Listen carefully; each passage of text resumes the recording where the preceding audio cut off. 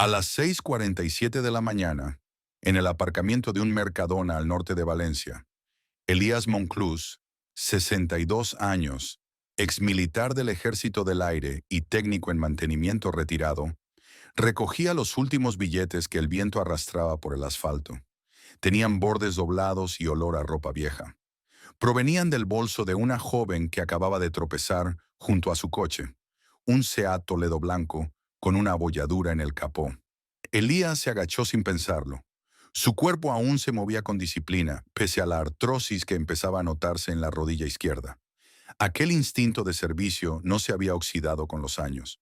La muchacha parecía desorientada. Delgado cuerpo tenso, coleta mal hecha, manos temblorosas. No era una caída normal. Elías no la conocía, pero su mirada era una que había visto muchas veces en misiones del sur. La de quien ha cruzado una línea y ahora ya no sabe dónde está el regreso. Ella se alejó sin decir más. Se sentó en la acera, respirando de forma desigual, como si esperara que algo o alguien apareciera de golpe. Aquella mañana, en lugar de regresar directamente a su casa en Benimamet, donde vivía con su madre anciana, Elías decidió acercarse. Ofreció llevarla. No hubo palabras entre ellos, solo el gesto de asentimiento de ella y el motor encendiéndose. La dejó en una calle secundaria, con casas grises y buzones oxidados. Mientras ella bajaba del coche, él notó cómo miraba hacia atrás. No a él, sino más allá, como quien nunca se siente a salvo del todo. Durante todo el trayecto, Elías recordó la sensación de patrullar pueblos en Bosnia cuando era joven. El silencio de después de una explosión, cuando aún no hay víctimas, pero sí sospechas. Y también recordó a su hija fallecida, que en sus últimos meses caminaba con esa misma urgencia en los ojos. Era inevitable hacer esa asociación, aunque supiera que no estaba bien aferrarse a los fantasmas. Al volver a casa, su madre, Concha Monclús, 84 años, viuda, de misa diaria y sabiduría afilada, ya estaba despierta y preparando café. Elías se limitó a decir que había ayudado a una joven, pero ella, con su mirada curtida, percibió más de lo que él dijo. No juzgó, solo se mantuvo en silencio, como hacen las personas que conocen bien el dolor ajeno. Aquella noche, Elías no durmió bien. Algo de la expresión de la joven se le había quedado adherido en el pecho. No era por lástima, era algo más primario. La sensación de que había visto una grieta, una herida abierta en el mundo, y sabía que si uno mira demasiado dentro, ya no puede apartar la vista. A la mañana siguiente, al entrar en la cocina, encontró a la chica sentada en su mesa, sirviéndose café como si llevara allí años. Llevaba un vestido viejo que había sido de su difunta esposa. No explicó por qué estaba allí. Solo dijo que no podía volver a su piso, que ellos ya sabían dónde vivía. No pidió permiso, tampoco se impuso. Simplemente se instaló, y él, por razones que no podía nombrar todavía, la dejó quedarse. Los días siguientes pasaron con un ritmo extraño. Ella apenas salía. Algunas veces se encerraba en el baño y no salía en horas. Otras, pasaba la tarde en el jardín, mirando al cielo como quien busca señales. Elías no hacía preguntas, pero observaba. Y cuanto más observaba, más sentía que algo se deslizaba lentamente bajo sus pies. No era miedo. Era una inquietud antigua, como la que sentía cuando en las bases internacionales se anunciaba alerta nivel 1 y todo se detenía durante unos segundos. El barrio, antes tranquilo, empezó a moverse de forma distinta. Coches desconocidos aparcaban frente a su casa a horas absurdas. Gente tocaba el timbre y se marchaba sin dejar mensaje. Una noche, alguien dejó una botella rota en el jardín. La recogió con guantes, sin decir nada a su madre. Elías Monclús, que había vivido bajo regímenes de seguridad y protocolos precisos, entendía los signos. Lo que no entendía era cómo se había convertido, sin quererlo, en parte de algo que no controlaba. Pero en ese momento aún pensaba que podría protegerla, que bastaría con vigilar las cerraduras, observar los coches y mantenerse cerca. No sabía que ya estaba dentro, ni que los límites entre lo justo, lo humano y lo legal se difuminarían pronto. Lo único que sabía era que esa joven tenía miedo, y que él, por motivos que no lograba nombrar, necesitaba darle un lugar donde respirar. Y allí empieza todo. Con una decisión silenciosa que, como muchas otras, cambia para siempre la dirección de una vida. La joven se llamaba Cira Ortega, 27 años, sin empleo fijo, criada en barrios duros de Castellón, con un historial invisible de mudanzas y trabajos fugaces. No hablaba mucho, pero su silencio era el de quien ha aprendido que contar de más puede costar caro. En la casa de Elías se movía con naturalidad, como si el espacio le perteneciera desde antes. Elías, sin saber muy bien por qué, le permitía estar. Su madre lo observaba con una mezcla de reserva y resignación, como quien ha vivido suficiente para saber que no todo lo que parece ayuda acaba bien. Elías cambió de rutina. Pidió el traslado a un pequeño taller mecánico del barrio, uno de esos lugares donde todavía se apunta todo en una libreta y se paga en efectivo.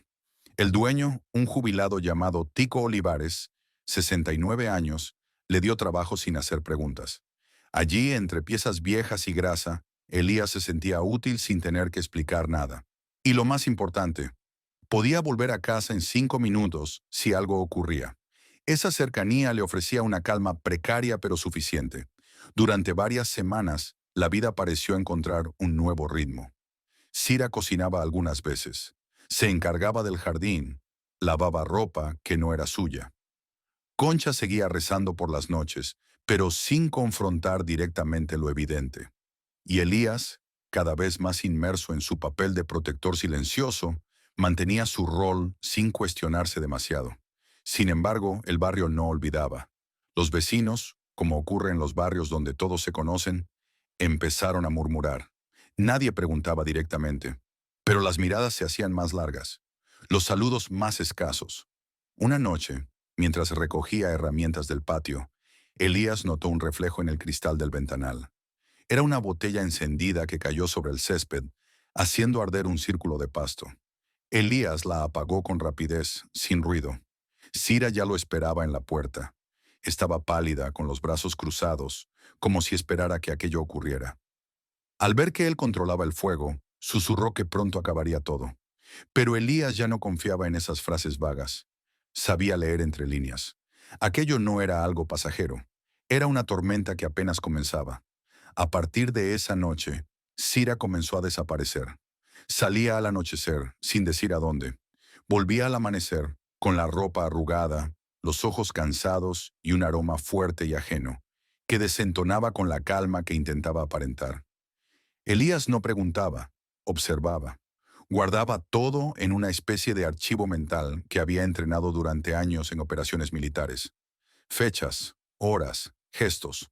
No era celos, era vigilancia. Necesitaba entender en qué estaba metido. Concha intentó hablar con él varias veces.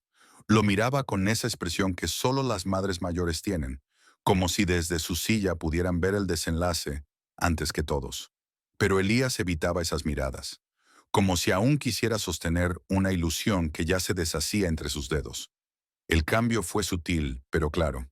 Un día encontró su camión con las ruedas manchadas de barro seco. No lo había movido del garaje. No lo mencionó a nadie hasta que lo comentó por encima en la cocina. Cira soltó una risa breve, sin gracia, y se giró hacia la ventana con la mirada tensa. Ese gesto confirmó lo que Elías ya sospechaba. Algo o alguien usaba su vehículo, quizá con su conocimiento, quizá sin él. Pocos días después llegó un sobre sin remitente. El cartero lo dejó como cualquier otra carta. Al abrirlo, Elías encontró fotografías, imágenes borrosas pero evidentes. Cira, junto a un hombre alto, bien vestido, apoyados en la entrada de un hotel en Sevilla. Las fechas eran recientes. En una de ellas se abrazaban, en otra reían. El hombre era Rodrigo Salvatierra, 41 años, empresario conocido en ciertos círculos por sus conexiones con redes ilegales de trata. Elías sintió como el aire se espesaba. Ya no se trataba de proteger a una joven asustada. Ya no era una historia de compasión, era otra cosa. Y él estaba en medio, por decisión propia. Esa noche, mientras intentaba dormir, oyó el ruido sordo de dos motores que se apagaban frente a su acera. Se asomó discretamente. Dos coches con lunas tintadas, estacionados sin movimiento. Permanecieron así durante horas, como si esperaran una orden que no llegaba. Elías no despertó a su madre, ni avisó a Sira.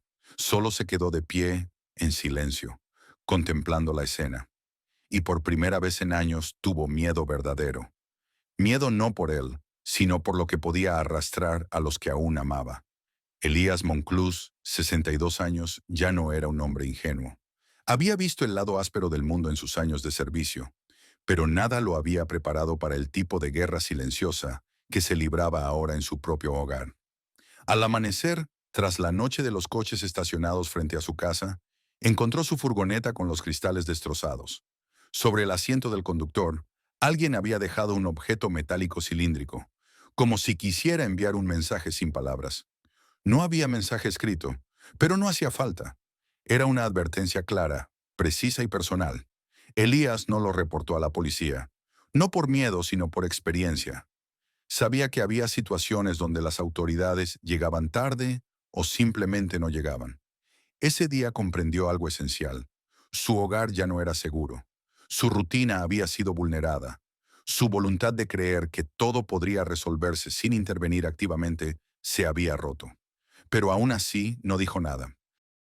Guardó la bala en una caja de herramientas, entre llaves inglesas y tornillos, como si fuera una pieza más del rompecabezas que aún no entendía. No era el gesto de un hombre vengativo. Era el acto mecánico de alguien que necesitaba conservar evidencia para cuando llegara el momento de usarla. Si llegaba. Sira, por su parte, seguía moviéndose con esa ambigüedad tan característica de los que tienen algo que ocultar. No explicaba sus ausencias, no mencionaba los coches, no preguntaba por la furgoneta. Pero una tarde, sin previo aviso, lo miró fijamente desde el umbral de la cocina y le dijo que estaba embarazada. Lo hizo con las manos sobre el abdomen, como protegiendo un cristal fino. No lloró ni sonrió, solo dejó la frase en el aire, como quien suelta una verdad y espera que el otro la recoja sin preguntas. Elías no reaccionó de inmediato. Se quedó inmóvil. Su cuerpo, entrenado para la acción, ahora no encontraba el siguiente paso. El recuerdo de su hija fallecida volvió con fuerza. Aquella pérdida aún dolía, pero también se mezclaba con una idea torpe de redención. Un hijo, pensó, podría traer equilibrio, sentido, algo que reparar en medio del caos. Esa misma tarde fueron al ayuntamiento. Firmaron el acta de matrimonio sin ceremonia, sin testigos, sin celebración. Solo estaban ellos y una funcionaria distraída que ni levantó la vista mientras estampaban sus firmas. Concha Monclús, la madre de Elías, asistió por insistencia de su hijo. Permaneció sentada, sin pronunciar palabra. No bendijo la unión, no felicitó. Para ella, aquello era un error más en una cadena que ya no podía deshacer. Esa noche la casa estaba más silenciosa que nunca. Sira dobló con cuidado el certificado de matrimonio y lo guardó en una carpeta. Afuera, el jardín dormía bajo una calma engañosa, hasta que, de nuevo, un objeto envuelto en humo cruzó el aire y provocó un pequeño incendio en el césped. Elías la apagó con un cubo de agua. Ya no había sobresalto en sus movimientos, solo determinación. Al volver al salón, encontró a Sira cerrando una maleta con gestos precisos, como si ese momento hubiera estado planeado desde antes de decir que estaba embarazada. No explicó nada. No pidió ayuda. Elías no la detuvo. Simplemente subió al cuarto que había empezado a pintar días antes, convencido de que preparar un espacio para el bebé le daba sentido a todo. Las paredes ya estaban a medias, blanco y azul cielo. Siguió pintando en silencio, como si con cada brochazo pudiera tapar el desorden que lo rodeaba.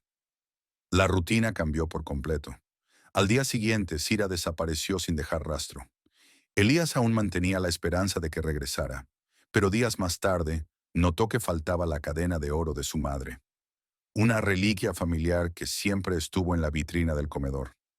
La había vendido, según descubriría después, para comprar un billete de autobús con destino desconocido. A partir de entonces, las señales fueron más confusas. Un olor extraño en la casa, mechones de cabello en el suelo, un vestido rasgado cerca del fregadero, y su camisa manchada de rojo, empapada y colgada como si alguien quisiera que la viera. Sobre la alfombra de la entrada, encontró la fotografía del matrimonio, rota por la mitad. La parte de él estaba intacta, la de Sira, desgarrada. Permaneció allí de pie, con las manos quietas, intentando entender en qué momento lo invisible se volvió evidente. Pensó en llamar a alguien, pero no lo hizo. Sabía que, a partir de entonces, cualquier error en la interpretación de los hechos podría convertirse en condena. A la mañana siguiente, los coches policiales llegaron antes del amanecer. Las luces de emergencia rompieron la quietud del barrio. Los vecinos ya estaban en la acera cuando los agentes cruzaron el jardín. Llevaban guantes, bolsas de evidencia, carpetas. Elías no opuso resistencia. No dijo palabra cuando le colocaron las esposas. Sabía que, en el estado en que habían quedado las cosas, su silencio iba a jugar en su contra, pero también sabía que cualquier palabra mal colocada podía ser peor. En el porche, su madre sostenía una chaqueta, los nudillos blancos por la tensión. Lo miró sin emitir juicio, solo tristeza, profunda, silenciosa, inapelable. La investigación fue rápida y precisa. La policía encontró mechones de pelo, un vestido roto y manchas rojizas en varias superficies de la casa. No había cuerpo, pero todo lo demás sugería que algo grave había ocurrido. La alfombra del recibidor, con la fotografía rota, reforzaba una narrativa peligrosa. En el armario de la habitación matrimonial, hallaron un anillo femenino y unos zapatos de tacón, colocados sin orden, como si alguien hubiera salido con prisa o en pánico. A falta de pruebas concluyentes, la lógica de los hechos apuntó a Elías. No había testigos que lo defendieran. No había registro de llamadas ni coartadas. Todo jugaba en su contra. En la comisaría, el ambiente era frío. Le ofrecieron café, pero no lo tocó. Lo interrogaron durante horas. Preguntas repetitivas. Las mismas secuencias una y otra vez, como si esperaran que se contradijera. Elías contestaba con monosílabos. A veces asentía, a veces negaba con la cabeza. No explicó nada, no mencionó la bala ni los coches. Guardó silencio, no por estrategia, sino por costumbre. Había aprendido en la vida que a veces hablar solo empeora las cosas. El abogado de oficio, un hombre joven con prisas y pocas palabras, le recomendó aceptar una culpabilidad parcial para reducir condena. Elías no respondió. Lo miró con calma, como quien ya no espera justicia en el presente. El juicio no tardó en llegar. El fiscal presentó las pruebas como piezas de un rompecabezas evidente. La desaparición de Sira, el estado de la casa, el historial militar del acusado. Un vecino, Fermín Cuesta, 51 años, vendedor de seguros, declaró haber visto manchas oscuras en la furgoneta de Elías y bolsas grandes cubiertas de tierra en la parte trasera. Dijo también haber escuchado una discusión fuerte días antes de la desaparición. Las fotografías de la camioneta, con restos de barro y una camisa manchada, se mostraron en pantalla grande. Los rostros del jurado se endurecieron. Ninguno se cruzó con el de Elías. La madre del acusado, Concha, asistió al juicio sentada en la última fila. Vestía su abrigo de siempre, el que usaba para ir a misa. No lloró ni interrumpió. Pero cuando el juez leyó la sentencia, 20 años de prisión por homicidio doloso con agravantes, bajó la mirada por primera vez. No emitió sonido, pero su gesto hablaba de algo más profundo que el dolor. La resignación de quien ya había vivido demasiadas injusticias para escandalizarse. Elías fue llevado esposado por 2 agentes. Caminó con pasos firmes, la espalda recta, los ojos bajos. No se giró para mirar a nadie. En la prisión de Picassent, su llegada pasó desapercibida. No hizo preguntas ni mostró resistencia. Fue asignado al módulo de mediana seguridad. Allí comenzó una rutina que no cambiaría durante años. Levantarse con el silbato, asearse sin apuro, presentarse en la lavandería donde doblaba ropa de otros internos durante horas. En el comedor elegía siempre el rincón más alejado. Nadie lo molestaba. Su silencio no era hostil. Era una forma de protegerse, de disolverse. Algunos intentaron entablar conversación, pero pronto entendieron que Elías no buscaba compañía. No por desprecio, sino porque había creado una especie de trinchera invisible donde solo entraban sus pensamientos. Cada noche tras la cena, se encerraba en su celda y escribía. No cartas a nadie concreto. Solo páginas y páginas con recuerdos desordenados. El sonido de los pasos en el pasillo de su casa, el olor a césped quemado, la expresión de su madre en el juicio. Escribía con letra firme. Luego doblaba los papeles con cuidado y los guardaba en una caja de cartón bajo la cama. Durante el primer año, Concha lo visitó una vez al mes. Siempre con la misma chaqueta, siempre con un sobre de billetes pequeños. Hablaban poco, comentaban el tiempo, los precios del supermercado, las noticias locales, pero nunca mencionaban el caso ni el juicio. Era como si ambos hubieran firmado un pacto de no tocar lo que dolía. En cada visita, Elías notaba que su madre se volvía más callada. Su mirada se perdía con más frecuencia en un punto lejano, hasta que un día dejó de ir, sin aviso, sin carta. Elías no preguntó por ella. Intuía que había muerto o enfermado, y en el fondo, parte de él sintió alivio. No por no verla más, sino porque así dejaba de cargar con la culpa de su mirada. Las noches en la celda se alargaron. Los sueños se mezclaban con fragmentos del pasado. A veces despertaba con la sensación de que Cira seguía en la casa, que abría el grifo, que reía en la cocina. El sonido era tan real que tardaba minutos en recordar dónde estaba, y que ella ya no existía para nadie más. Años después, un funcionario del módulo le dejó sobre la bandeja de la cena un recorte de periódico. Era una noticia breve, sin foto clara, sobre el hallazgo de una mujer muerta en las afueras de Barcelona. El nombre no coincidía, pero los datos sí. Edad aproximada, cabello claro, sin identificación. Elías leyó la nota 3 veces. Luego la dobló y la devolvió sin decir nada. Aquella noche, por primera vez en años, no escribió. Solo se quedó sentado, con los ojos abiertos, viendo cómo la oscuridad llenaba la celda. Como si en ella también se apagara algo que llevaba demasiado tiempo intentando sostener. Con el paso del tiempo, Elías Monclús se convirtió en uno más entre los internos olvidados. Su nombre dejó de aparecer en los registros de incidentes, en las listas de conflictos o en las charlas de los funcionarios. Era un preso modelo, pero no por querer serlo, sino porque había aprendido que la invisibilidad era su única forma de paz. Nunca se metía en asuntos ajenos. Nunca alzaba la voz. Su celda estaba siempre limpia, sus pasos medidos.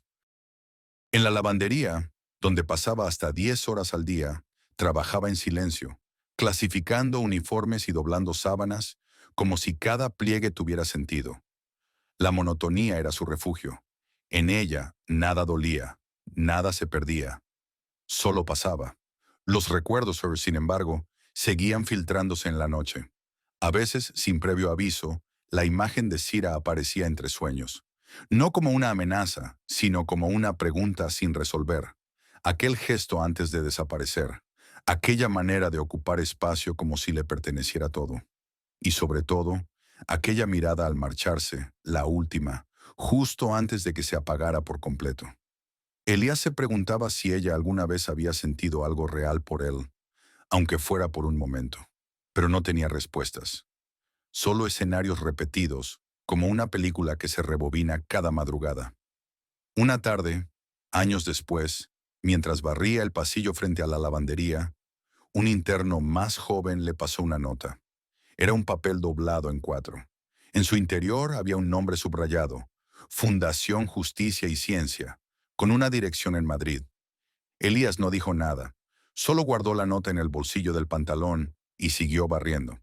Aquella noche, después de mucho tiempo, escribió una carta dirigida a esa organización. Explicó lo justo. No pidió ayuda. Solo describió los errores del proceso, los silencios malinterpretados, las pruebas manipuladas. No la firmó con rencor, solo con hechos. Pasaron meses sin respuesta, hasta que un día lo llamaron a la oficina del director. Allí lo esperaba una abogada que no conocía, Belén Trujillo, 44 años, especialista en revisión de causas penales. Le explicó que la fundación había aceptado reabrir su caso tras encontrar irregularidades en los análisis forenses iniciales. En concreto, una muestra de sangre usada como prueba clave había sido mal etiquetada en el laboratorio. No era la suya. No era de nadie registrado. Era simplemente un error. Elías escuchó sin cambiar el gesto. Agradeció con un movimiento leve de cabeza. No preguntó por plazos ni procedimientos. Volvió a su celda como quien regresa del médico tras recibir una noticia que no termina de entender. No se ilusionó, no llamó a nadie, no escribió esa noche, solo esperó, en silencio. Semanas después, recibió la notificación formal. El Tribunal Superior de la Comunidad Valenciana anulaba la condena. No porque se hubiera demostrado su inocencia total, sino porque las pruebas originales habían sido declaradas no válidas. Elías fue liberado sin disculpas. Le entregaron una bolsa con sus pertenencias, un reloj viejo, una chaqueta de lana y un cuaderno lleno de páginas dobladas. Le dieron también un billete de tren y un sobre con 80 euros. Esa misma tarde, cruzó la puerta de salida. El sol lo golpeó de lleno. Parpadeó varias veces. La ciudad ya no era la misma, ni él. En la estación de tren, compró un billete a Valladolid. Una ciudad discreta, sin pasado para él. Allí, gracias a un contacto del taller donde trabajaba antes, consiguió empleo como ayudante en un pequeño centro de reparaciones. El dueño, Pedro Ibars, 58 años, lo aceptó sin preguntar demasiado. Le pagaba en mano, cada viernes, y le ofrecía una pequeña habitación encima del local. Los días se volvieron otra vez simples. Trabajo, comida, cama, una rutina idéntica a la que había aprendido en prisión. Elías no hablaba mucho, mantenía el taller limpio, era puntual, nunca se quejaba. Por las tardes a veces caminaba hasta la ribera del Pisuerga, se sentaba en un banco y miraba el agua. Allí escribía algunas líneas sueltas, no cartas, sino frases, pensamientos, certezas que empezaban a formarse muy lentamente. Un día cualquiera, mientras hojeaba el móvil viejo que Pedro le había prestado, se detuvo en una imagen. Era una foto turística, compartida en una red social pública. El escenario era Cancún, la escena, un atardecer junto al mar, y entre los rostros sonrientes, una mujer. Gafas oscuras, sombrero de ala ancha, una expresión despreocupada. Pero era ella, Cira, cambiada, más bronceada, más joven en apariencia. A su lado, un hombre más joven la abrazaba por los hombros. Dos niños jugaban con la espuma del mar. Elías miró la imagen durante minutos. No se movió, no pestañeó. Sintió algo que no era rabia ni tristeza. Era una comprensión lenta, como una luz que se enciende despacio. Guardó el teléfono. Volvió a su habitación. Sacó del cajón la última carta de su madre. La leyó de nuevo.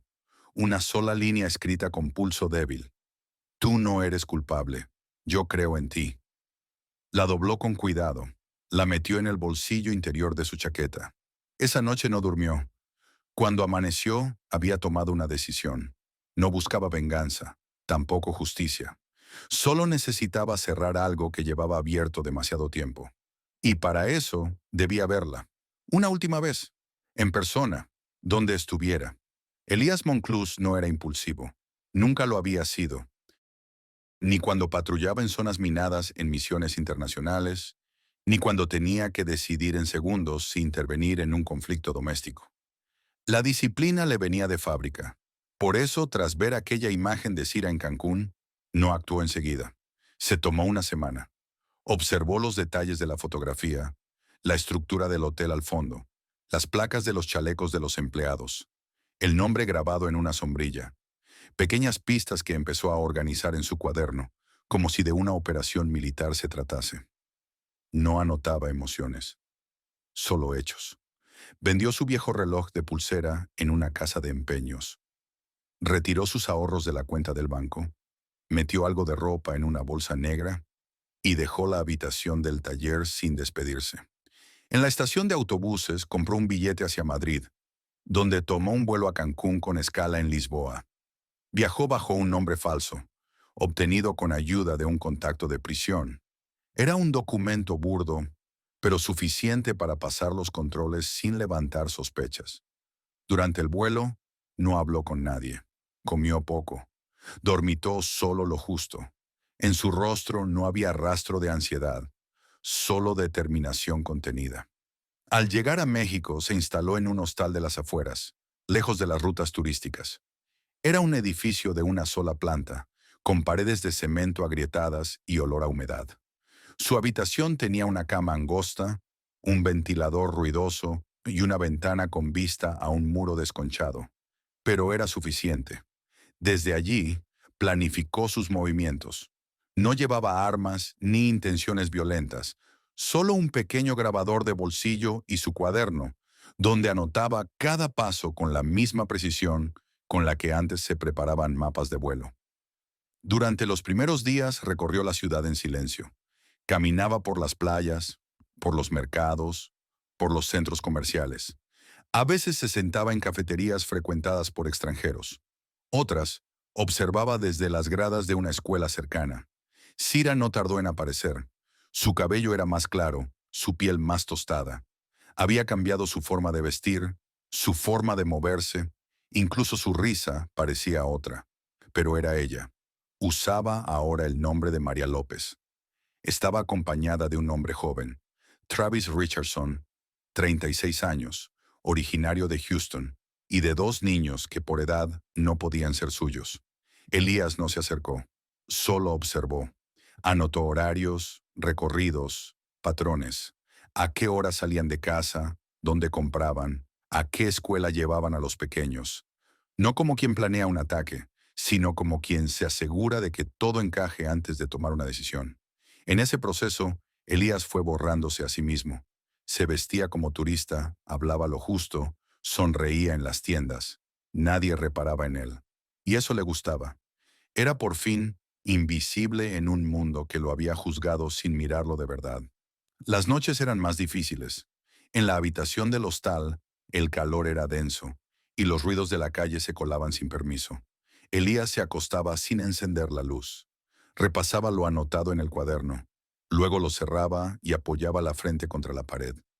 No pensaba en justicia, ni siquiera en perdón, solo en la necesidad de completar un círculo. Durante 18 años había vivido con un relato ajeno. Le habían dicho lo que era. Había cargado una culpa sin cuerpo, una condena sin prueba. Y ahora que sabía la verdad, lo único que buscaba era dejar constancia, que ella hablara, que lo dijera en voz alta, no ante un juez ni en una comisaría, solo frente a él.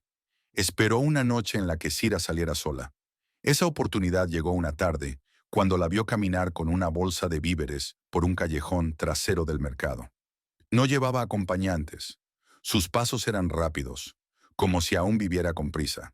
Elías la siguió sin ruido, a una distancia prudente. Mantuvo siempre la línea de sombra como cobertura.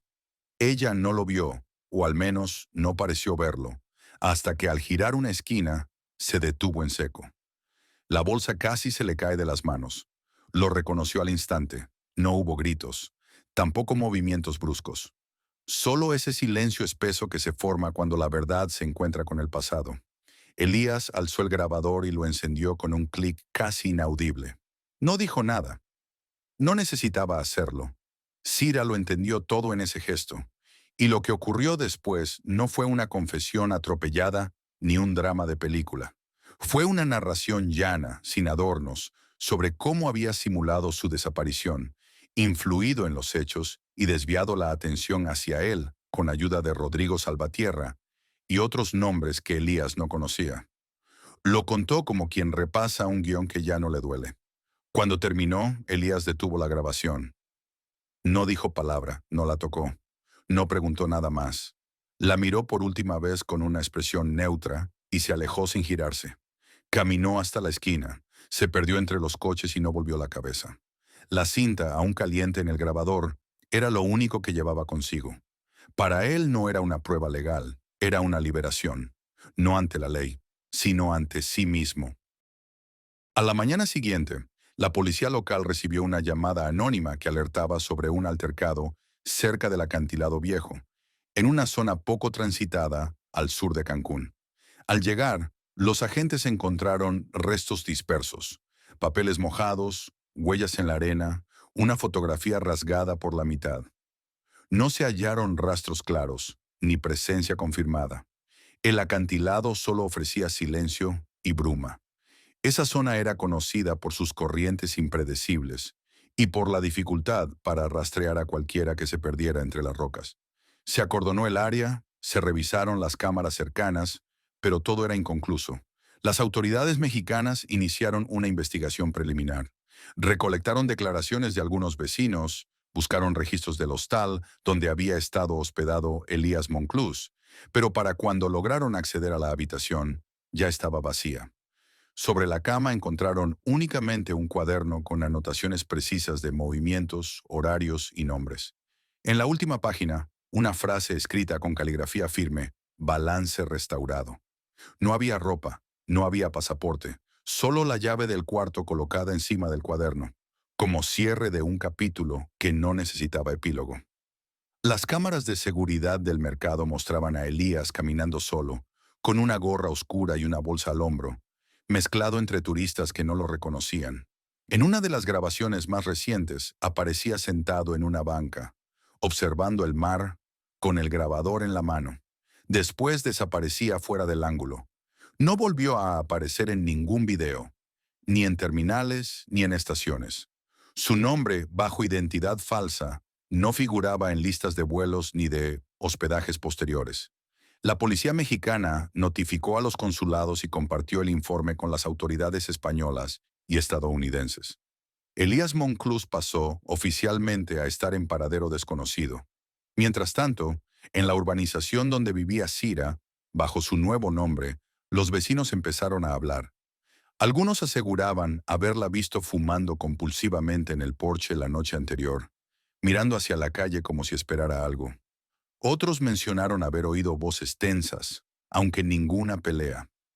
Travis Richardson, su pareja actual, declaró que ella llevaba semanas insistiendo en cambiar cerraduras, colocar cámaras, reforzar ventanas.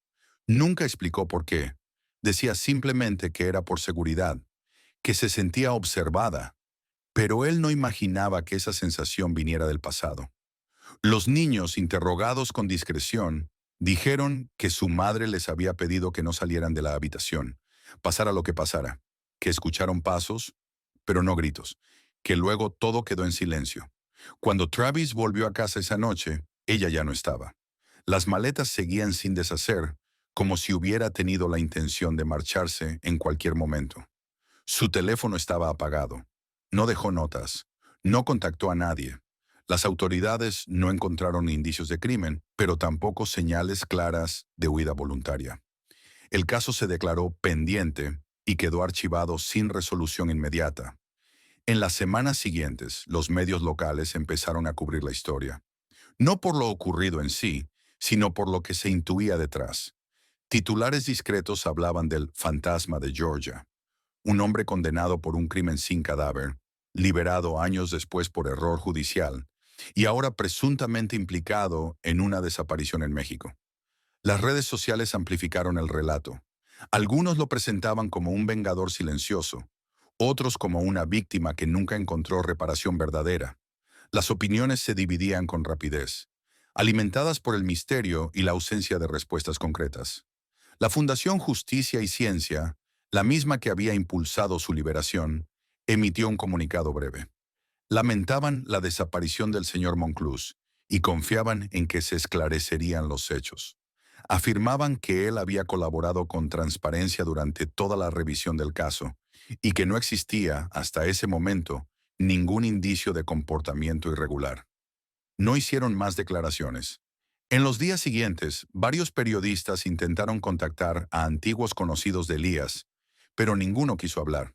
El taller en Valladolid donde había trabajado cerró por vacaciones anticipadas. Su dueño, Pedro Ibars, se negó a dar entrevistas. A falta de pruebas concluyentes, las autoridades mexicanas no emitieron orden de búsqueda formal. Solo registraron su nombre en un boletín interno como persona de interés, junto a una descripción física y una advertencia genérica.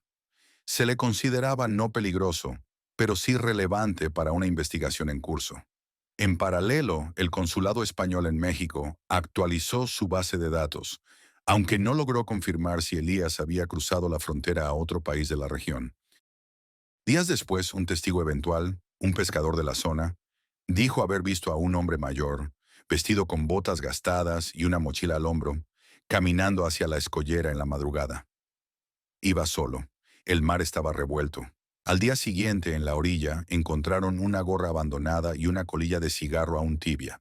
Más allá de ese punto, nada. Solo el ruido del viento y las olas. No hubo funeral, tampoco homenajes. Solo su nombre añadido en una carpeta digital con la anotación seca. Posible superviviente, paradero desconocido. Y en la última línea del informe policial, una frase que nadie se atrevió a discutir, sin cierre definitivo. Meses después de su desaparición, la historia de Elías Monclús dejó de ocupar titulares. Los foros dejaron de actualizarse, las redes sociales pasaron página y la vida continuó. Nadie supo si cruzó la frontera, si se embarcó hacia algún país de Centroamérica o si simplemente se desvaneció entre la niebla del acantilado. Algunos decían que se quitó la vida, otros que había rehecho su existencia bajo otro nombre, en otro lugar, como tantos otros invisibles que no dejan huella. Las hipótesis se multiplicaban, pero ninguna se confirmaba. Sin embargo, en un pequeño pueblo costero de Honduras, en una playa donde apenas llegan turistas y los pescadores saludan por el nombre, un hombre nuevo apareció una mañana. Se presentó como Mateo Aranda, 65 años, callado, con acento raro y manos endurecidas. Preguntó si alguien necesitaba ayuda con motores o herramientas. No pedía nada a cambio, solo un rincón donde dormir y algo de comida. El dueño de una lancha vieja le ofreció espacio en una caseta junto al puerto. Desde ese día se convirtió en parte del paisaje. Arreglaba redes, lijaba maderas, cargaba cajas de hielo. Siempre puntual, siempre amable, pero sin dar pie a conversaciones largas. Nunca hablaba de su pasado, pero sí escuchaba con atención. Se sentaba por las tardes en la sombra de una palmera y observaba el horizonte como si esperara que algo llegara del otro lado del mar. Los niños del pueblo lo llamaban el señor Mateo del Viento, porque decían que siempre sabía cuándo venía una tormenta. Su mirada era profunda, pero tranquila. Quienes lo trataban sabían que arrastraba algo dentro, pero nadie se atrevía a preguntar qué. Una mañana, mientras barría la entrada de una tiendecita, un repartidor le entregó un sobre con sello español. Era una carta de la Fundación Justicia y Ciencia.